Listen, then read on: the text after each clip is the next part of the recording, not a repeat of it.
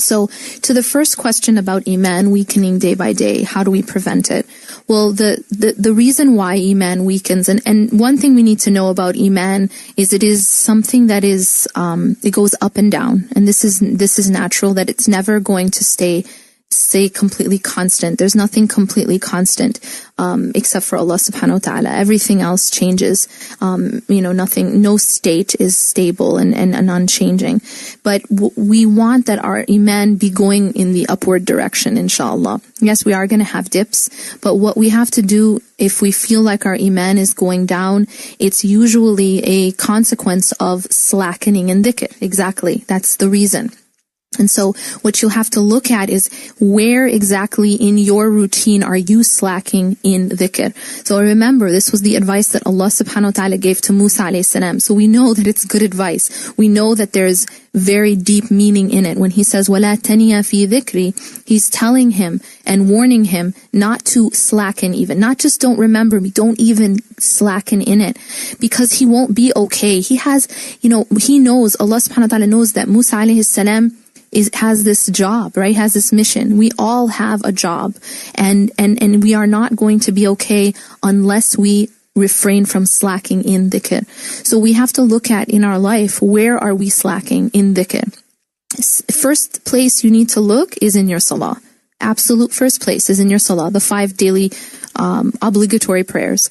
And someone else made this point, and it's a very good point, that it is Allah subhanahu wa ta'ala noticed that when Allah gave us the commandment for salah, He gave us the commandment to pray throughout the day.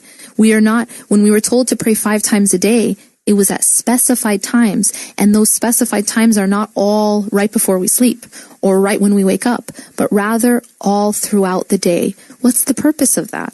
Well, one of the reasons is that makes us continuously be remembering Allah throughout the day.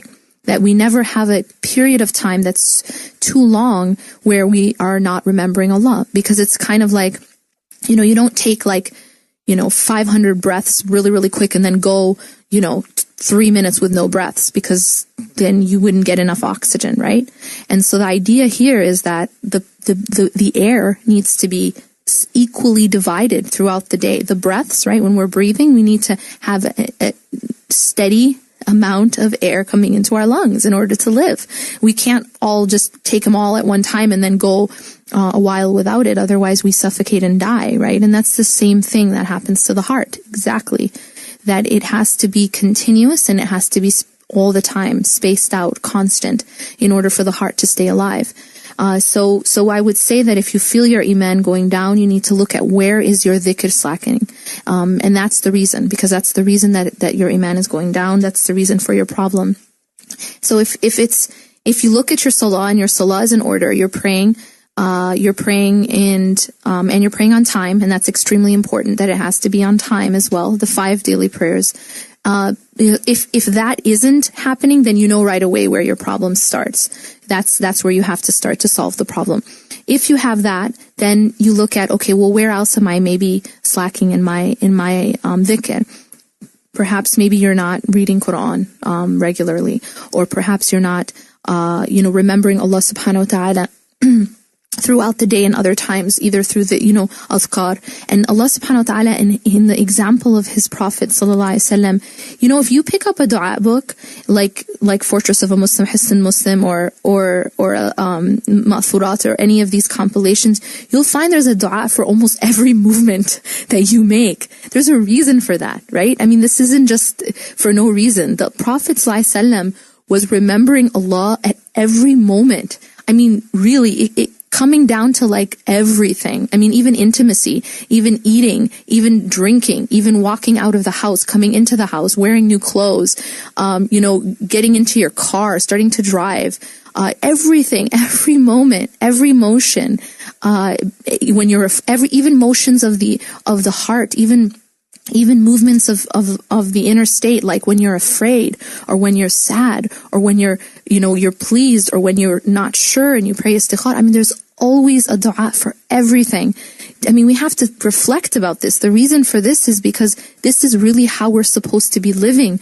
It's kind of like you buy a brand new car and you just really, really want to take care of it, right?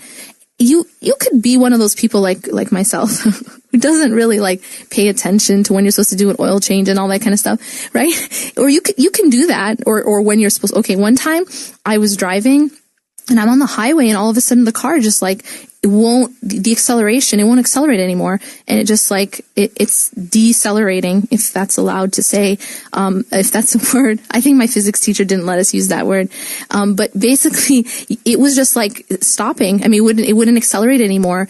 And what ended up happening, the reason this happened to my car, is because the timing belt broke. And apparently you're supposed to change the timing belt at a certain number of miles, and I didn't know this. So the timing belt broke and it destroyed the engine. So the idea here is that there is a certain way to take care of the car if you want it to run properly, and you have to keep up with it, right? Or you can be one of those people who slackens in taking care of the car, but then there's consequences. I mean, that's the point. And again, sometimes these things might be optional, but at the same time, if you want to take care of that car and you don't want the car to break down, you need to be doing that. And the more that you're up with the maintenance of that car, the more you take care of that car, the better it's going to run, and the less likely it is to break down when you really need it, right? So this is the same thing with our inner state, with our hearts, is that, you know, if you really, I mean, we have these du'as, we have these supplications for the morning, for the evening, for after salah, for like every motion that you do when when you get married, when you everything. And so if you really want your heart and your soul to be in like top condition working, you need to use these things. You need to do these things. You need to use these adhkar. They're there for a reason.